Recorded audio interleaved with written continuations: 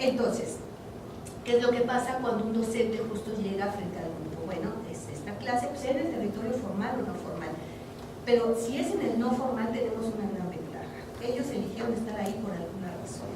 En el formal no necesariamente eligieron estar ahí, pero les tocó porque es la materia seriada en el currículum que les tocó y ya no había horario y ese es el maestro. Ni modo, ¿no?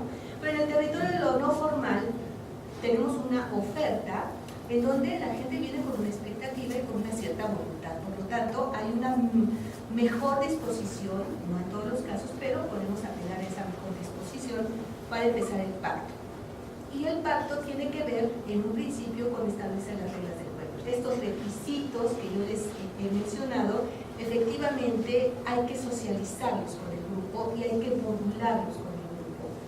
Yo sugiero siempre a los maestros que cada quien va conociendo su materia, cada quien va entendiendo las cualidades del saber del arte que está trabajando con el grupo, ¿no? Puede ser un saber técnico, puede ser un saber estético, puede ser un saber creativo, perceptual, expresivo, ustedes me entienden, o incluso la combinación de varios de estos saberes, porque en el campo de las artes no nada más construimos desde acá, en el campo de las artes construimos desde diferentes dimensiones y hay varios autores que nos ayudan a entender, y de eso no es la sesión, pero necesito situarlo. Necesitamos entender por dónde, ¿no? por qué caminos, por qué mecanismos, por qué lenguajes se construye saber en el sujeto desde el arte, que por un lado sí tiene que ver con lo cognitivo racional, pero no es en la única zona. El cuerpo aprende, la emoción aprende, la expresión aprende, la comunicación, ¿sí? Las habilidades para el desempeño en el campo del arte en diferentes posibilidades, ¿no? De intercambio. Entonces, cuando yo les pregunto a los maestros, ¿y qué es lo que enseñan? ¿Cuál es su materia? ¿Cuál es su territorio? Muchas veces no es un qué, sino es un cómo. Es decir, no hay una información temática, sino hay una información que tiene que ver más con el proceso. ¿Sí? ¿Me captan? ¿No? Entonces yo no enseño temas, yo enseño procesos. Y esto que pasa en el campo del arte no necesariamente es comprendido por otras zonas del conocimiento. Entonces, ¿qué es lo que estoy tratando de decir? Que cuando el maestro conoce su materia, su territorio, tiene que poder decidir cuáles son esas reglas que hacen que cobijen el proceso. Si yo dentro de mis objetivos y mi materia de trabajo está el desarrollo de habilidades expresivas, no es que sean temas, no sé si me explico, no hay el tema, tema 1, expresión 1, tema 2, puede que sí los haya, pero no nada más estamos hablando de eso. Y yo espero que ustedes me entiendan, que vayan siguiendo, son maestros de arte. Entonces, yo he hecho mucha asesoría para diseño curricular y hay maestros que cuando yo les pido hagan sus contenidos no saben qué poner en contenidos, porque sus contenidos son procesos. Entonces, hacerlos mirar que eso que es proceso es contenido también, y no solo metodología, me lleva un rato para que ellos lo puedan mirar y poner en territorio de trabajo. No es que no tengan contenidos, es que los contenidos del arte son de cualidades múltiples. A eso me refiero. Entonces, cuando el maestro, de regreso, tiene más conocido, más masticado el contenido con el que trabaja, que no solo son temas, insisto, entonces puede reconocer cuáles son esos requisitos de trabajo para que todo suceda. Entonces, el pacto pedagógico tiene que ver con, está totalmente fundamentado en por qué estoy pidiéndoles que no coman en el salón, o que traigan pans, o que por favor no traigan invitados, o que por favor lleguen temprano, o que cualquier regla debe tener sentido en función de este proceso, a favor de este proceso. Cuando yo se los comparto, les digo, a ver compañeros, aquí va a ser una clase de expresión corporal. Es nuestro laboratorio de expresión corporal. Y para que esto suceda de tal forma, necesito que vengan por lo menos a 9 de 10 clases. No puede haber de otra. Y no es por una regla arbitraria. Es porque si ustedes no están en por lo menos 9 clases, se pierde el sentido del curso. No es maldad, no es falta de cariño. Es porque tiene todo el sentido la regla. ¿Me explico? Entonces, 9 de 10 clases. ¿Están de acuerdo? acuerdo? Y te explico por qué y de qué manera vamos construyendo con tu cuerpo y los procesos de expresividad y tal, porque conozco de qué estoy hablando. Pero además digo que no pueden, ¿qué les gusta que sea una regla? Hablar mientras el otro esté hablando. Es una regla fundamental, según mi materia X23.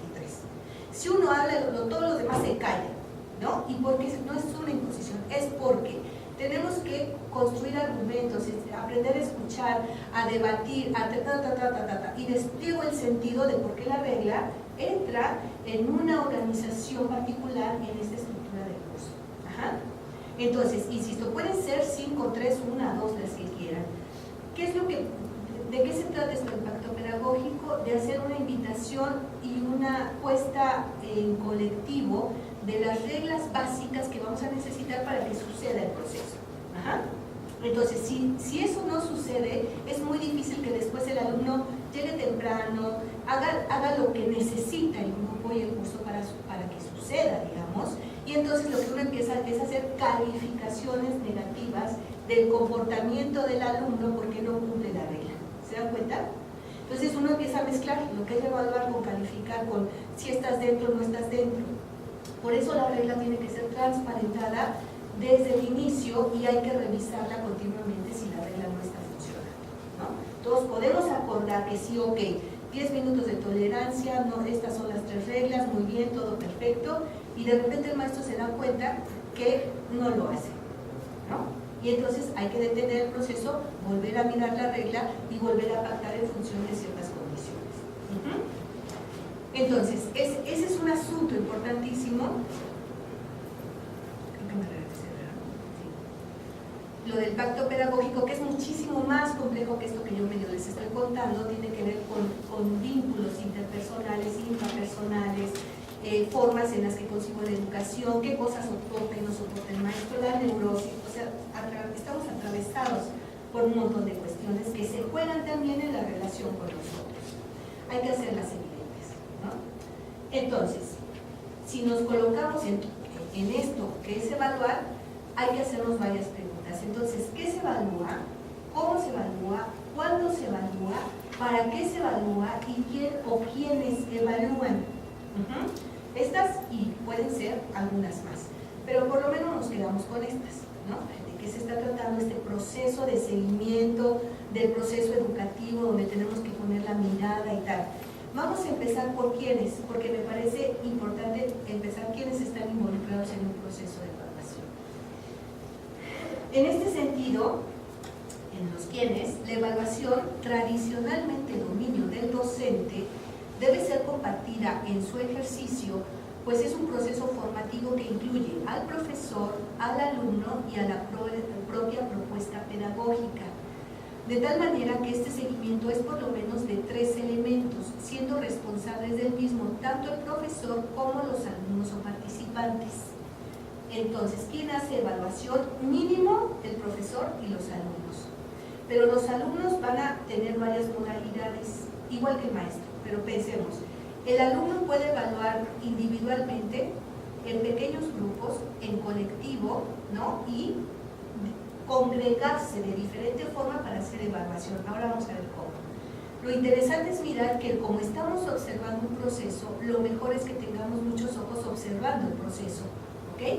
Entonces piensen en el seguimiento de evaluación como este gran ojo, como el gran Big Brother que está vigilando cómo está pasando esto, porque, como decían las láminas anteriores, evaluar, lo más importante del proceso de evaluación es recabar información. Y recabar información va a ser de diferentes formas. Entonces, en algunas instituciones, además, hay observadores exprofeso para hacer evaluación, que puede resultar muy confrontador para los docentes porque no estamos acostumbrados a que alguien observe nuestros procesos, ¿no? Nos sentimos como vigilados, como que nos están checando a veces si somos buenos maestros o buenos maestros, ¿no? Nos sentimos calificados con el ojo institucional. Sin embargo, a mí me parece que en un proceso de investigación educativa, un observador externo siempre es muy valioso. Vamos a hacer después una discusión de la triangulación, porque no es que ellos digan la verdad. Ninguno dice la verdad. Como estos procesos están basados en metodologías etnográficas, que no sé si alguno tenga noción de procesos de etnografía, pero de lo que se trata es de encontrar, de hacer una construcción verosímil a partir de diferentes puntos de vista. Es decir, lo que dice el maestro de lo que pasó en el curso no es que sea verdadero, pero puede ser verosímil. Y la distinción de estas dos cosas es importantísimo porque no se le está otorgando un lugar de verdad única ni al maestro, ni al alumno, ni al observador tercero, ni al cuestionario número 5. Todos son parte del ojo observador. Y como tenemos muchos puntos de vista, imagínense que nosotros estamos viendo un proceso que está en medio y todos lo estamos evaluando, incluso lo que está en medio.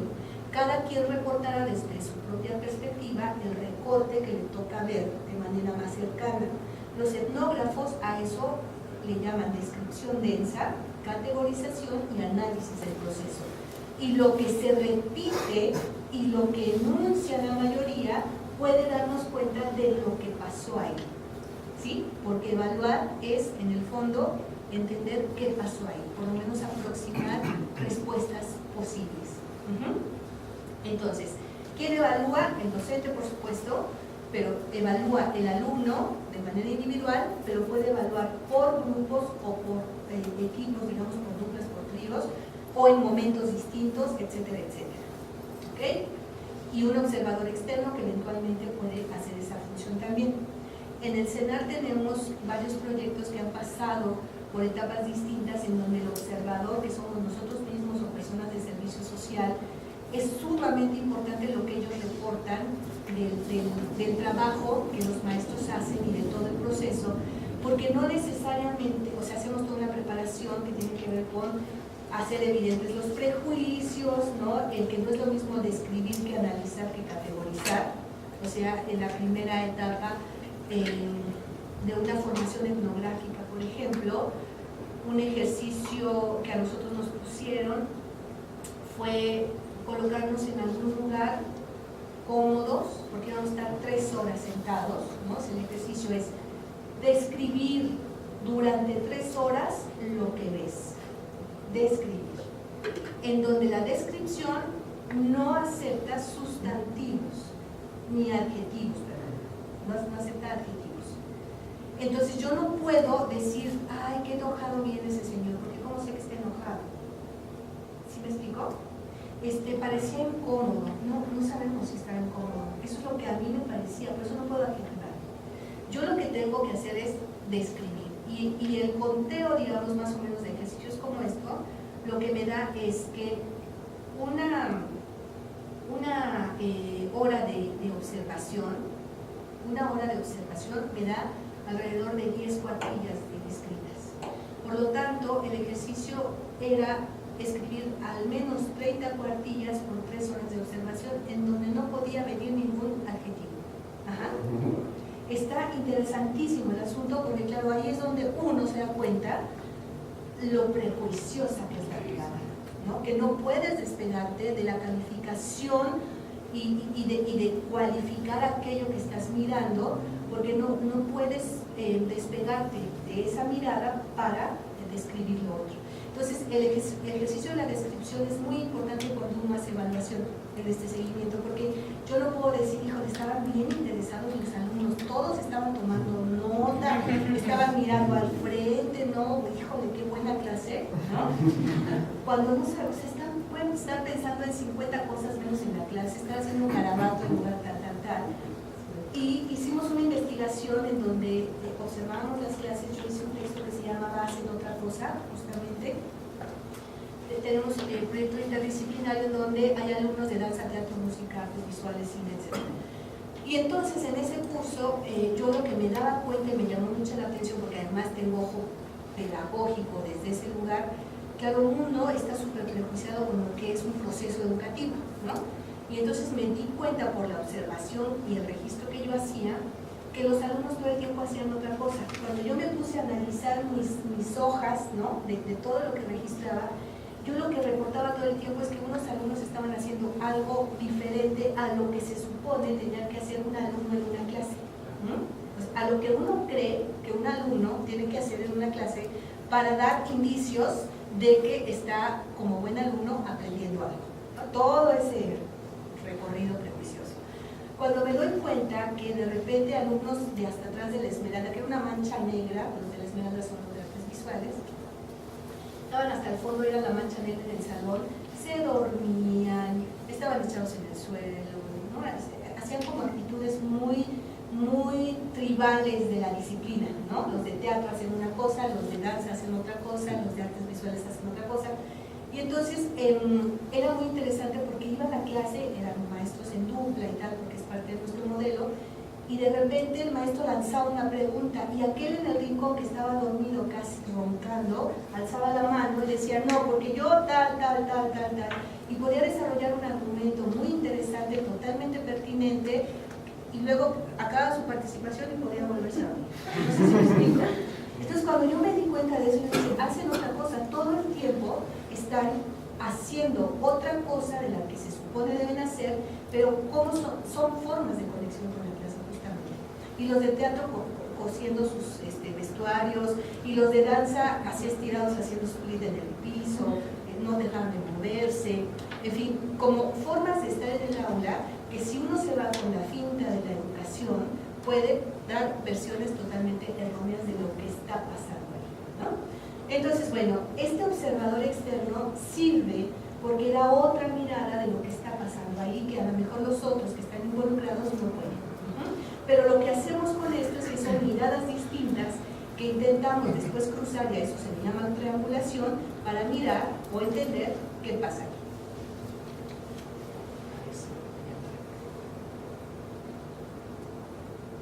¿Todo va bien? ¿Algún comentario hasta acá? En esta parte que estaban mencionando sobre los instrumentos etnográficos, decías que se llamaba descripción densa. Descripción densa. Y luego haces categorías, bueno, haces análisis. Tres momentos. Ajá, bueno, vas haciendo como de matrices de información. Tú haces tu registro de descripción densa y luego lo que haces es analizar la repetición. Hay por repetición y por, digamos, situaciones enfáticas y por lo que a ti te produjo, ¿no? Hay hasta una columna en donde registras lo que emocionalmente a ti te está pasando, las preguntas que a ti te están surgiendo con eso, y después lo que hay que hacer es categorización de eso, ¿no? Entonces cuando yo digo hacen otra cosa, para mí fue una categoría que encontré porque empezaba en mis registros, se repetía constantemente y aludía a un proceso particular en términos pedagógicos de cómo se estaban construyendo los vínculos en el aula, ¿no? Pero la construcción categorial viene con la ayuda de diferentes autores dependiendo de lo que observas en la clase. Si estás haciendo un estudio de género, por ejemplo, tu categorización va a tener que ver con esas relaciones, por la diferenciación o por la relación entre los géneros, en fin, ahí ya es como se va derivando de acuerdo a cuál es tu línea de investigación, ¿no? Entonces hasta acá va. No es una tarea de uno, es una tarea múltiple. Entonces construimos todos el ojo observador. Estos reportes que es como una tipo bitácora. Ahora vamos a llegar a las herramientas, porque no es que ustedes tengan que hacer esto siempre para toda la vida y todo el tiempo, sino es un agobio impresionante. Ustedes siempre piensen que su salón, que su grupo es un proceso de investigación. Y cada vez te planteas una pregunta de investigación, ¿no? No siempre es todo, ni todo el tiempo, ni una saturación terrible, ni lo haces tan densamente como en la primera vez, y vas dejando tareas distintas. Ahora vamos a tratar de descifrar. Ahora, ¿cuándo se hace evaluación? Siempre se hace evaluación, siempre estamos evaluando. ¿La formalicemos o no la formalicemos? Ustedes cuando lean un texto de evaluación, de hecho yo les mandé por ahí 2 o 3, ya no me acuerdo. 3. Los autores van a hablar de 3 etapas para la evaluación, pero en realidad parece que siempre se evalúa. Es inicial, intermedia o final, es decir, antes, durante y después del proceso educativo. Y otros autores le llaman que es diagnóstica, formativa y sumativa. Y seguramente si ustedes trabajan en alguna institución educativa, les piden su evaluación formativa, inicial y sumativa y diagnóstica y ¿no? Entonces todo el mundo lo conoce, pero en realidad de lo que se trata es de identificar para qué te sirve en cada momento. ¿Por qué necesitas una evaluación diagnóstica? ¿Alguien tiene algo inicial? Tener para Ajá. de cómo, qué terreno estás. Las capacidades de cada uno, las Exacto. edades, las condiciones sociales, las capacidades físicas, bueno, en mi caso las capacidades físicas, incluso cognitivas. Exacto, exacto. Es como identificar como una fotografía de llegada, ¿no? A ver, como yo lo que voy a trabajar y voy a inventar cualquier cosa, va a ser construir conceptos, desarrollar habilidades y construir solidaridad grupal, ¿no? Que son como 3 denominaciones del contenido. Ustedes en cualquier librillo pedagógico van a encontrar que el conocimiento es conceptual, procedimental y actitudinal, ¿no? Conceptos, procedimientos y actitudes. Es como una clasificación clásica del conocimiento. Pero resulta que las artes no nomás son esas 3, ¿no? Incluso en otros campos, yo diría, pero los científicos no se dejan mucho, ¿no? Pero hay muchos autores que ya están trabajando desde hace mucho tiempo reconociendo las múltiples inteligencias, ¿no? Desde Howard Gardner con el Proyecto Cero, hasta Elliot Eisner, hasta un montón de autores más que develan todas las zonas por donde transita el conocimiento artístico. Entonces, ¿para qué me sirve una evaluación diagnóstica? Porque si yo digo, a ver, aquí no nomás es que peguen 3 brincos técnicamente, la machincuepa 4 la logren y se acabó, o sea, sí es importante eso, pero no nomás es eso. Entonces, ¿qué necesito del otro para que yo pueda saber en qué momento del proceso arranco? Si arranco con todos igual, o tengo que hacer un preámbulo, o me salto el primer tema, o no. Esos ajustes como ayuda pedagógica, yo los tengo que conocer desde el inicio. Ahora lo vamos a ver más con criterios, herramientas y categorías y todo, pero yo puedo evaluar de manera diagnóstica hasta con un ejercicio. ¿Alguien podría tener un ejemplo de eso? O sea, nomás con uno yo ya sé si sí están o no están. Sí. Yo en el taller que doy, que es formulación de proyectos artísticos y culturales, hacemos una presentación inicial y yo les pido que cada uno me hable acerca de su proyecto. Y yo ahí me doy cuenta que también lo tienen estructurado, y me doy cuenta más o menos de qué también pueden comunicar el proyecto, y ya ahí me creo un panorama de cómo está el grupo. Por dónde va. Y no necesita uno más, ni 5 cuestionarios, ni 3 propedéuticos, a lo mejor sí, ¿no? Habría que ver. Pero hay procesos en donde con una sola pregunta uno puede diagnosticar por dónde puede empezar. Y ahí, bueno, a mí me pasa un poco exactamente al revés. Porque, por ejemplo, el encuadre, la parte que es yo me tomo una semana, por lo menos, en hacer la evaluación diagnóstica del grupo. Claro. Porque como es danza contemporánea y etc. Entonces, puede ser, y es como muy extraño, que eso es así como una cosa rarísima, que el primer día tú los pones a hacer machincuepa, media carrera, piruet, triple tour, y lo hacen. Y a la siguiente clase lo vuelves a hacer y no saben, no saben con la derecha, no tienen ni idea de quién es arriba y quién es abajo. Y entonces hay como una cosa de la corporalidad que es que no, así de al primer día tú puedes decir, no, esta persona baila impresionante, no, está buenísima, de aquí a Cirque du Soleil. Y al siguiente día le vuelves a pedir que vuelva a hacer lo que hizo la clase pasada y dices así, no me acuerdo, ¿cuál es la mano? ¿El pie? No, es que yo iba para allá. Y ya, entonces hay como varios procesos allí. Entonces yo a veces empiezo haciendo evaluaciones diagnósticas, es más, no empiezo ni con los contenidos de la clase, y me paso una semana trabajando dinámicas de corporalidad, de interacción, formas de relacionar entre lo conceptual y lo corporal para ellos, que hagan dibujos, que se tienen al piso, que se rían, que no sé qué, que después hasta que demuestren lo que pueden hacer, que bailen lo que quieran, que no bailen nada, y después a la otra semana ya más o menos es así, claro, este grupo sí tiene tantas personas con habilidades físicas, tantas personas reales, porque luego son muy extraño ahí lo del cuerpo, es así como que quién sabe qué les pasa, que la adrenalina, quién sabe, a lo mejor nada más porque les dio adrenalina ese día, brincaron 3 metros, pero regularmente no pueden hacerlo. ¿Y te pasa siempre, digamos, que ves que es algo regular Es en los regular. grupos?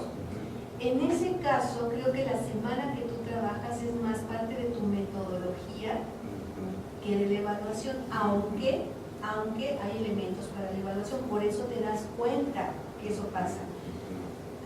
No estamos viendo metodología, pero digamos, si yo analizara un dispositivo didáctico de tu clase y le dedicas todo este tiempo porque te das cuenta del altibajo con el que responden los alumnos a una consigna tuya, a una petición, lo que te estás dando o lo que te está arrojando, ¿no? Y uno se puede dar cuenta es que necesita un periodo de equilibrio del grupo, ¿no? De ponerlo en sintonía, porque pasan estos altibajos.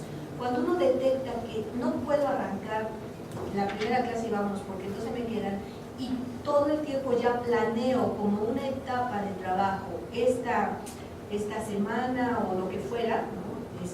Para poder lograr la empatía, la solidaridad, la confianza, la entrada al trabajo, entonces es parte de la metodología. ¿Me explico?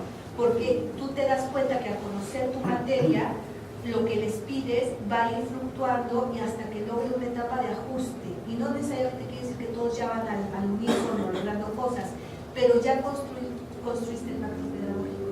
Esa semana te ayuda para elaborar elementos que te permitan la grupalidad, que es muy importante en una clase, y que con ello puedan avanzar los contenidos y los objetivos, ¿sí?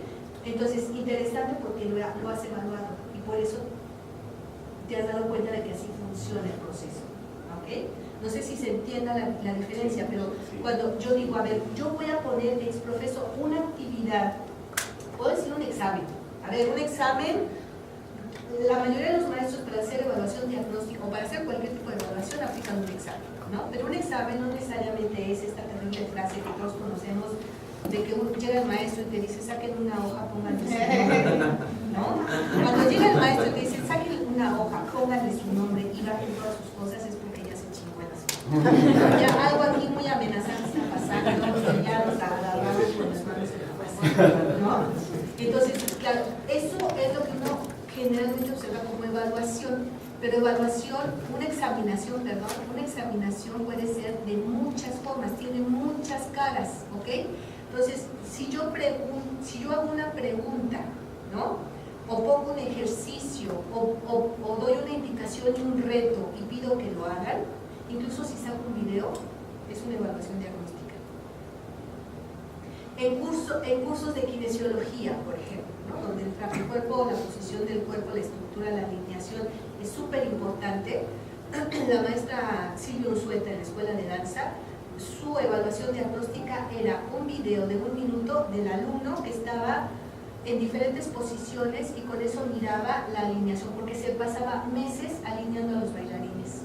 Entonces, ¿qué cosa le servía a ella visualmente para mirar dónde empezaba un alumno? Era hacer la grabación, ¿no? Y ahora sí, es como preso, de frente, del costado, del otro costado, de arriba, de abajo. Sujetes tu número. Ajá, claro, para poder mirar cómo estaba y cómo va a ir avanzando, cómo va progresando, digamos, la alineación y la corporalidad de alguna forma, ¿sí? Entonces, ¿cómo identifico el punto de partida?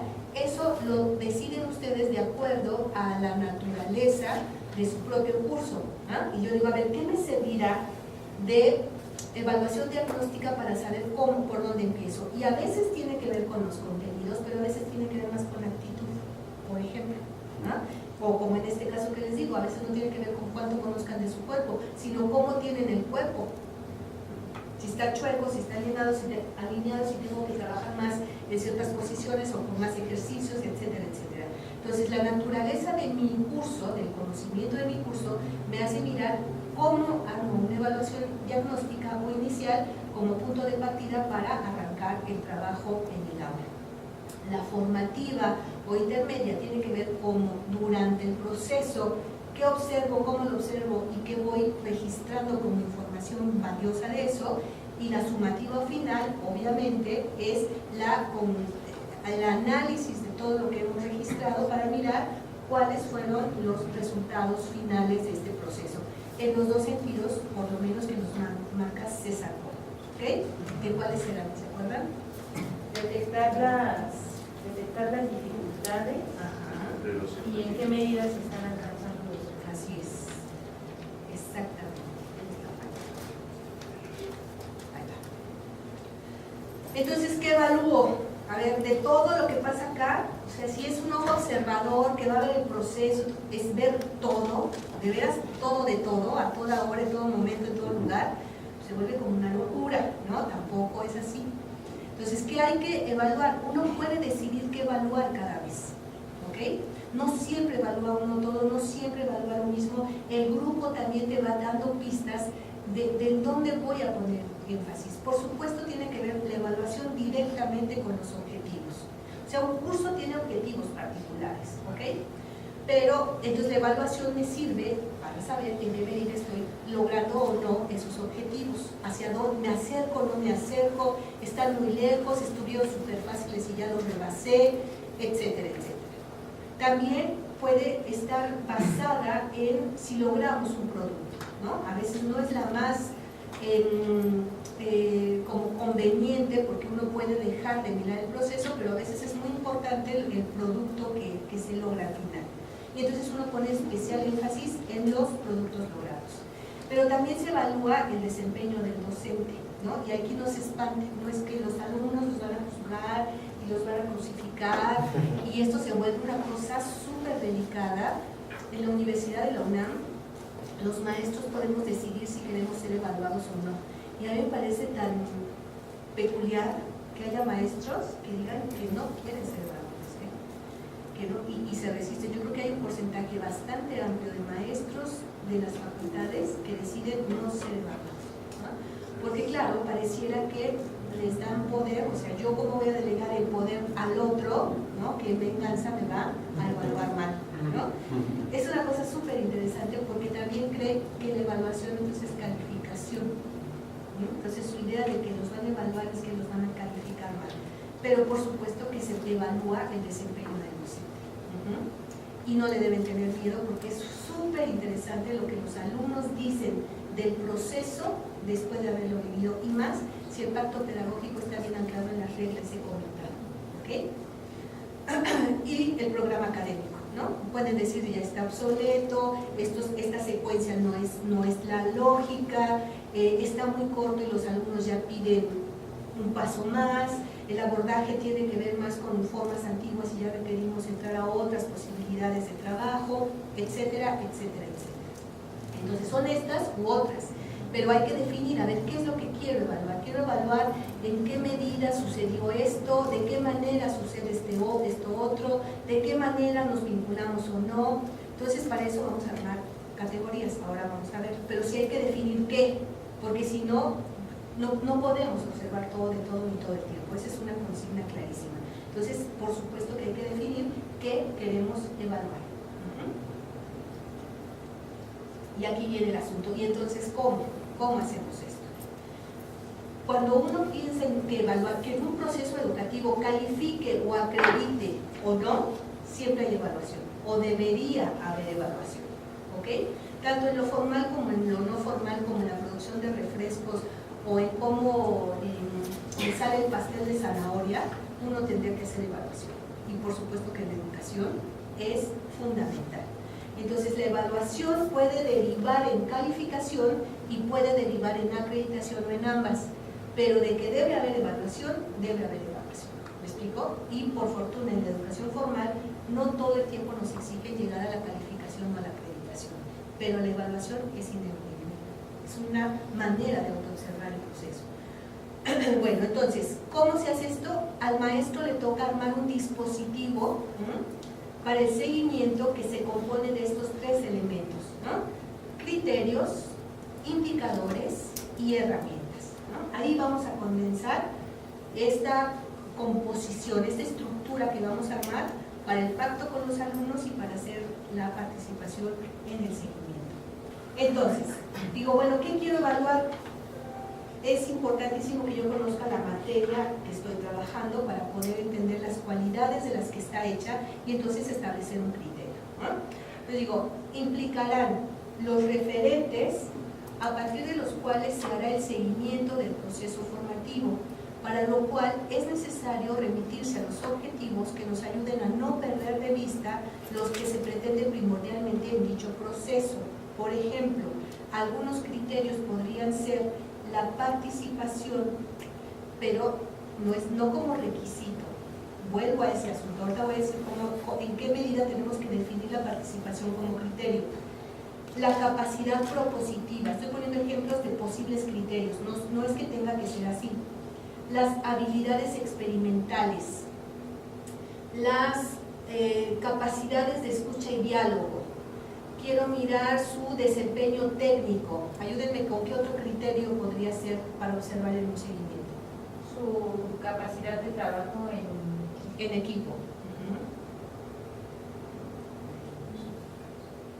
Vayan imaginando en su propio curso cuál sería un criterio de evaluación, es decir, en dónde voy a darle pistas al ojo para que mire eso, ¿sí?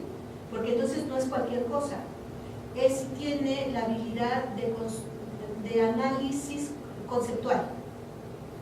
¿Me explico? No si me repite la historia y los autores y las fechas y todo, sino cuando yo le pido que haga un análisis conceptual lo puede hacer, porque mi curso es un seminario del cuerpo en la historia del arte. Y entonces, si él no logra hacer este análisis conceptual, no estamos logrando los objetivos. ¿Me explico? Entonces se vuelve una categoría el análisis conceptual. ¿Sí? ¿Podría ser expresar de manera sintética una idea? Claro, claro. Ahora vamos a ver cómo se hace, porque hay que enunciarlo y describir. Y eso tiene que empatar con metodología, con contenidos y con evaluación. ¿Ok? Tiene que ser una línea totalmente coherente. Y yo puedo tener para evaluar entre 3 y 5 criterios, no más. No más. ¿No? O sea, ¿por qué? Porque lo que yo estoy tratando, como está ligado a los objetivos, y en objetivos se recomienda tener por lo menos uno general y entre 3 y 5 particulares, cada objetivo lo que me está diciendo es un tipo de conocimiento que quiero que logre, ¿no? El alumno o el participante será capaz de analizar las diferentes teorías. Entonces, ¿qué le estoy pidiendo? Una habilidad analítica. Que el alumno, que el participante explore las posibilidades expresivas de su cuerpo. Estoy hablando no acá, ¿de qué estoy hablando? De su corporeidad en una exploración particular, es de otra naturaleza el objetivo. Por lo tanto, su correlato en evaluación tiene que ver con una categoría que me haga mirar si sí analizó y otra categoría que me haga mirar si sí hizo exploración experimental o expresiva. ¿Sí me siguen? Ahí tiene que marchar clarito. Cuando un alumno me dice, ¿no? Haciendo un proyecto, yo quiero hacer un taller de teatro, así como la clásica, yo quiero hacer un taller de teatro. Digo, bueno, vamos a hacer un taller de teatro. ¿Qué es para usted un taller de teatro? ¿No? Y entonces generalmente lo que sale son 50,000 contenidos que aprendió en su carrera de teatro y que quiere hacer en 20 horas con un chavo, ¿no? Y en donde les va a meter historia del teatro, las corrientes, las técnicas, un montón de contenidos. Y no logra discriminar qué conocimientos son de un tipo, qué conocimientos son de otro, con qué jerarquía, con qué temporalidad, todo eso es diseño curricular. Ajá. Entonces, cuando les ayudo a aterrizar el proyecto y ellos van haciendo su estructura de objetivos, cuando llegamos a evaluación es muy importante que haya un correlato, porque de lo que estamos hablando es de procesos epistémicos, es decir, de procesos de construcción de conocimiento, entendiendo que el conocimiento no es solamente cognitivo racional, lo repito por enésima vez, el conocimiento en el arte, sobre todo, tiene que ver con la cabeza, con el cuerpo, con el corazón, con la expresión, con la percepción, con la imaginación, con la creatividad, con el Entonces, si la zona de... Yo puedo identificar que mi curso tiene muchos saberes técnicos, pero también puedo reconocer que a mí no me interesa solo la técnica, o sí, pero lo tienen que tener clarísimo, porque si no se les va a mezclar la mericocha a todos lados, ¿ok? Si su clase es de técnica clásica número 3 en el currículum tal, y no tiene que ver nada con expresión estética, ni con estilo, ni con nada, entonces es clarísimo que ahí en ese salón se va a aprender técnica, lo cual ustedes no pueden evitar que el alumno aprenda otras cosas por rutina, ¿ok? Aunque su intención sea técnica. Pero está clarísimo en el objetivo, por lo tanto, los criterios de evaluación tienen que responder a estas habilidades técnicas. ¿Qué significa eso en términos técnicos? Dominio de estructuras, ejecución de no sé qué, la virtuosidad de no sé dónde, ¿no? Y entonces construyo mis criterios de evaluación en función de esos contenidos técnicos, ¿ok? Pero si mi contenido es técnico, conceptual, expresivo, imaginativo, creativo, tal, ¿de qué manera lo construyo en objetivos, pero también lo construyo en su correlato de evaluación como criterio para evaluar? No creo que es fácil, pero tampoco es imposible. Y se trata de pensar nuestra práctica como un proceso de investigación y que yo mismo me dé cuenta en qué territorio estoy trabajando, en dónde desplazo la experiencia educativa para que el alumno pueda comprender la complejidad del conocimiento que le estoy poniendo enfrente. Ajá. ¿Hasta ahí vamos? Entonces, váyanle pensando en qué criterios estarían privilegiados en su propio proyecto. Indicadores, que pueden estar o no pueden estar, es decir, se los voy a dejar más barato. Eran 3 y pueden ser 2, ¿ok? Y pueden ser 3 en la medida que su práctica se vuelva un proyecto de investigación educativa. Es decir, esto solo pasa cuando el maestro, después de muchos años de ejecución de su curso, se da cuenta de por dónde sucede. Lo que hizo Omar, por ejemplo, es que hizo una observación de cómo pasa el proceso, y ahí ya tiene indicadores. Como su nombre lo indica, los indicadores indican. Es un síntoma, el indicador es un síntoma, piénsenlo así, es lo que nos muestra, lo que nos devela que algo está pasando o no está pasando. Pero como si yo soy un maestro novel, no necesariamente sé cómo sucede porque no tengo suficientes repeticiones observadas de la clase para saber cómo se va construyendo ese saber en el otro. Es bien bonito cuando uno puede reconocer, decir, claro, este tema no puede ir aquí, y no puede ir aquí porque no lo entienden si no vieron esto. Y ese movimiento que hacen, a veces de contenido, a veces de meter una nueva actividad, a veces de un nuevo texto, tiene que ver con la observación que han hecho en su propia práctica. Y eso es insumo, y por supuesto va a ser en una bitácora donde lo vamos a poder recuperar, en donde uno puede entender la naturaleza del proceso que está poniendo frente al otro. Es una tarea muy noble la del maestro en ese sentido, porque lo que hace es otorgar el regalo como Prometeo el fuego a los hombres. ¿Me explico? No porque uno sepa un chingo y que lo que uno dice es súper maravilloso, sino por el esfuerzo y el intento de crear las condiciones de aprendizaje para el otro. Ese es el acto de bondad del maestro, ¿no? Lo que lo logre o no lo logre, bueno, no está casi nunca en nuestras manos lo que el otro le está pasando al otro, pues, ¿no? Pero por lo menos la disposición hay que tenerla. Bueno, entonces, son aquellos, los indicadores, que nos dan evidencia de que algo está ocurriendo o no está ocurriendo, que esperaríamos que ya hubiera sucedido, y que nos muestra señales, indicios de que el proceso va teniendo ciertos resultados. La tarea es más difícil cuando los procesos son muy lentos o no es fácil que se evidencien ciertos logros del participante. Es decir, no todo lo vamos a ver nosotros, ¿eh? Hay 20 que le caen al desdichado alumno 3 años después y luego ni nos dice, maestro, yo entendí. No, por eso tenemos. O sea, hay una tragedia en la función docente en ese sentido. Dice, pero se puede pensar en ejercicios en donde el participante se vea en la necesidad de ocupar ciertos conocimientos trabajados y hacer una reelaboración de los mismos de manera personal. Aquí hay una trampilla. Si yo todavía no sé muy bien o no me lo está manifestando, entonces le pico para que lo muestre o no lo muestre, pero yo me pueda dar cuenta. Me asuso un poco el proceso y digo, es que no sé si están entendiendo tal cosa o no sé si ya lograron la machincuepa número 3. Entonces lo que hago para que me arroje el indicio, ¿no? Para que pueda yo tener un indicador, es poner un detonador que haga que lo ponga frente a la situación de utilizar el conocimiento y mostrarme de qué manera lo acoge, lo resuelve, lo plantea. Ajá. Cuando un maestro hace una pregunta, está también buscando indicios.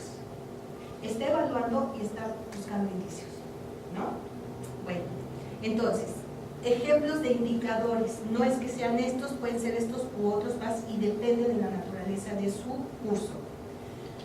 Que el alumno logre resolver el ejercicio fulano de tal, en donde deberá integrar lo conceptual con lo experiencial para hacer una propuesta particular. Entonces yo le digo, a ver, del tema fulano de tal que revisamos tales conceptos, de la experimentación tal que hicimos tales ejercicios, ahora usted haga un enunciado de propuesta para llevarlo a no sé dónde, ¿no? Lo pongo un reto. No sé si lo va a resolver, pero lo que suceda de ahí me va a dar un indicio de dónde está. Ajá. Para ir calibrando si necesito ayuda pedagógica en un lugar o en otro. Y eso es para provocar los indicadores, pero hay indicadores que yo ya puedo ir mirando. Me pongo otra vez en el ejemplo de la maestra de kinesiología, ¿no? Si ella es súper objetivo, bueno, no sé si es súper objetivo, pero mucho más objetivo, que yo veo el video 1, el 2, el 3 y el 10 del alumno, y me doy cuenta que de la alineación que estaba de una manera va o no progresando, ese es un indicador súper clarísimo, ¿no? De si el alumno en lugar de estar medio jorobado ya se coloca y hace la primera como yo la necesito. Entonces ahí tengo un indicador muy claro de cómo va progresando o no el alumno en tal cosa, ¿no? A veces yo voy avanzando en el curso, tal, y de repente alguien alza la mano y me dice, oye, pero ¿cómo aplicamos eso en tal cosa? Porque yo pienso que tal. Eso es un indicio de dónde está elaborando el alumno y de que está cercano o no está cercano a donde yo lo quiero llevar. Cuando me hacen una pregunta yo digo, todavía no entiende, todavía no está en el momento de hacer el clic entre esta cosa y esta cosa, por la pregunta que me hace. ¿Claro? Entonces, eso es un indicador para mí y tengo que estar muy alerta del asunto. Incluso puede pasar que el compañero de al lado le diga, pero si eso ya lo vimos, ¿no te acuerdas? Que no se puede, tal. Entonces sí, porque yo le hice así y entonces me doy cuenta, ¿no? Es un indicio de que los otros sí y este no. Entonces, ¿qué es lo que tengo que hacer? Ayuda pedagógica especial. Y entonces me comunico con el alumno, oye, mira, te recomiendo este libro, revisa otra vez esta cosa, X. Y modulo, me regreso un poquito, voy tratando de jalarlo para acá o de regresarme yo para poder volver a situar el tema y ponerlos en una circunstancia de aprendizaje y de comprensión, ¿sí? ¿Se entiende el sentido del inicio? Y a veces lo puedo enunciar, pero a veces no, ¿no? Por eso yo les digo, eran 3 y les dejo en 2. Si todavía no creen que hay indicios suficientes, solo estén pendientes. Si es su materia regular de trabajo, hay maestros que dan un curso, dan otro, y a veces es más difícil porque se va como multiplicando los procesos. Pero si hay algo en común en sus cursos que ustedes puedan detectar, a ver, creo que la naturaleza de este conocimiento pasa por este dispositivo, por esta ruta, por estos tiempos, van a empezar a reconocer los indicadores.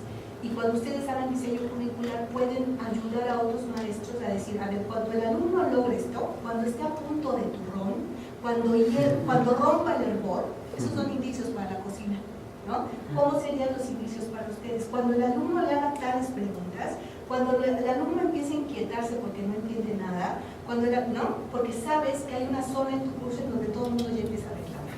Pues aquí no entiendo nada. Y sabes que es parte de... ¿no? No es porque uno sea confuso necesariamente. Sí, pero de repente, por ejemplo, cuando nosotros armamos grupos interdisciplinarios con docentes, nos queda clarísimo que va a haber una etapa de crisis en donde se va a depurar el grupo. Yo ya espero ese momento, ¿me explico?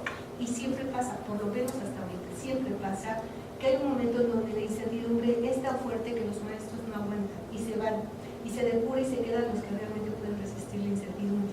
Eso es un indicador para mí. Cuando empieza a desmadre en el grupo, es porque ya sé que estamos en ese momento de depuración y que se quedan los que se van a anclar al proyecto y los que no es su ruta por ahí, por ejemplo.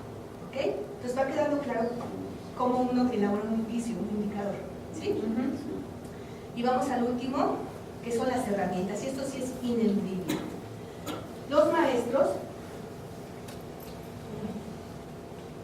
construimos herramientas diversas. lo que se trata con un seguimiento en evaluación es de recabar información. Para eso nos sirven las herramientas en concreto. Yo ya tengo el criterio, ¿ok? Ya digo qué quiero ver en este proceso, qué me interesa situar la mirada. Digo, bueno, tengo estos indicadores que me pueden ir ayudando a ver si está sucediendo esto o no, pero lo dejamos un poco en reserva el indicador. Pero lo que es ineludible es la herramienta, ¿no? Y la herramienta se ejecuta en pertinencia al criterio. Yo no puedo aplicar ninguna herramienta que no esté totalmente conectada con el criterio, ¿ok? Entonces, si yo digo, a ver, lo que me interesa es evaluar y dar seguimiento a la capacidad de construcción conceptual o a la habilidad expresiva del alumno o a su actitud solidaria y de trabajo en equipo, ¿no? Son como tres fuentes de conocimiento distintas. Entonces yo digo, bueno, ¿y cómo recojo esa información? ¿Bajo qué herramienta la recojo? ¿Okay? Entonces, una herramienta es todo aquel soporte en donde se pueda registrar información sobre el proceso formativo. Todo lo que me dé información sobre eso. Y yo diseño la herramienta ex proceso al criterio. No es cualquier tarea, es la tarea que yo dejo para evaluar el criterio. No porque ahora se me ocurrió que sería muy bonito que pintaran un dinosaurio, sino porque con esa tarea yo estoy tratando de buscar el indicador y saber si está sucediendo lo que yo estoy buscando en mi curso. Entonces, tareas, escritos, carpetas, bitácoras, testimonio, video y audiograbaciones, examinaciones diversas, elaboración de proyectos, lo que a mí se me ocurra como soporte para recabar información, incluso ejercicios ex profeso para la evaluación, son parte de las herramientas de evaluación. ¿Qué es lo más común? Las tareas y los exámenes. O sea, un maestro para evaluar generalmente lo que hace es decir, a ver, les dejo una tarea, me califico, veo por dónde va, les doy comentarios y regreso. Es lo que más usamos. Piensen si hay otras herramientas que están desperdiciando o no ponderando para poder recabar esta información. ¿Ok? Y ahí las bitácoras, les iba a traer bitácoras, pero ya salí tan rápido que no me dio tiempo, de las que se elaboran grupalmente por los alumnos de los diplomados que trabajamos en el Senado, que es muy interesante porque la bitácora tiene que estar totalmente pautada, no es un diario, mi querido diario, y siempre lo digo, ¿no? No es, ahí le va la bitácora y usted se hace cargo, registre lo que quiera, porque entonces no estamos evaluando nada. Una bitácora para la evaluación tiene que estar definida y estructurada a partir de los criterios. Entonces me regreso, si mi criterio es evaluar la capacidad analítica, ¿qué tipo de consigna le dejo en la bitácora para que él despliegue el sentido de esa experiencia de lo que le ha pasado a él, ¿okay? O de lo que observa grupalmente? Pero sí le doy una consigna y tiene que ser entre 3, 4 y no más, porque si no también es un interrogatorio, ¿me explico? Y es una cosa densa que nadie hace, nadie arma. Y además la bitácora tenemos que dar las reglas de si se permiten diversas formas expresivas, es decir, si yo voy a querer que el alumno me dé testimonio escrito, o puedo permitir testimonio visual, o puedo permitir un collage, o puedo permitir diferentes formas en las que yo comunique mi experiencia sobre ese criterio que me están preguntando. Entonces yo invito a que prueben las bitácoras. ¿Y qué va a pasar? Puede ser una bitácora cada quien de sus participantes, o puede ser una bitácora en grupos o una bitácora colectiva con exactamente los asuntos que quieren que desplieguen, que el alumno, el participante al final va a hacer lo que quiera, ¿me explico? No es punitivo el asunto. Si a mí me llega la bitácora y yo veo que hay 3 preguntas que no tienen sentido para mí, pero hago un trabajo X de reflexión X, que de alguna manera la salude, no en ese orden y en esa estructura, también hay que evaluarlo. También nos sirve de evaluación de la propia bitácora, de la propia herramienta, ¿sí? Lo que hacemos ahí es un dispositivo de comunicación, de socialización y de recuperación de la experiencia pronta. Es bien importante lo que se vive en las clases, pero también es necesario bajarlo a la descripción escrita, sobre todo a la descripción escrita, porque el alumno, el participante de una experiencia, logra hacer ese pasaje analítico, aunque no sea muy profundo, ni categorial, ni teórico, pero sí lo haces hacer condensación de la experiencia y pasarlo a una posible objetivación de la misma, ¿no? Que, insisto, no es que sea verdad, no es que lo que escriban los alumnos uno tenga que decir, ay, pero si eso no pasó, ¿no? Está mintiendo. No, eso es su verdad, exactamente, es verosímil para él y así lo vive y de alguna manera está reflejando eso. Y entonces vamos a cruzar al final de la evaluación, ¿no?, lo que el maestro observó, los indicadores que pudo tomar, de qué manera hizo su ayuda pedagógica, cómo fue tomando notas de la participación de los alumnos, de la bitácora colectiva o individual, de las tareas que le regresan, de todos esos son insumos para la evaluación y uno tiene que irlos programando de la manera más estratégica, de acuerdo a la naturaleza de nuestro conocimiento, de nuestro proyecto educativo, y descansando la responsabilidad de la evaluación en todos los participantes, porque al final puede haber autoevaluación, coevaluación, ¿no?, evaluación grupal, de muchas formas en las que damos testimonio.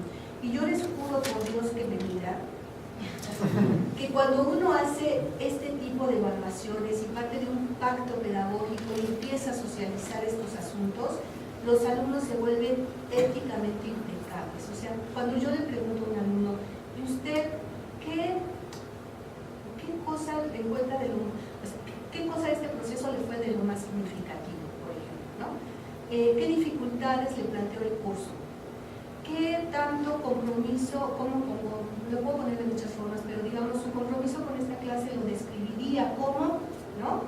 Entonces, ellos van develando el asunto, o sea, de verdad no hay una cosa de que el que fue un huevonazo, que además, por fortuna no tengo algunos casi así, se pueda aventurar a decir, yo necesito un 10 y ponga un 10, porque en ese momento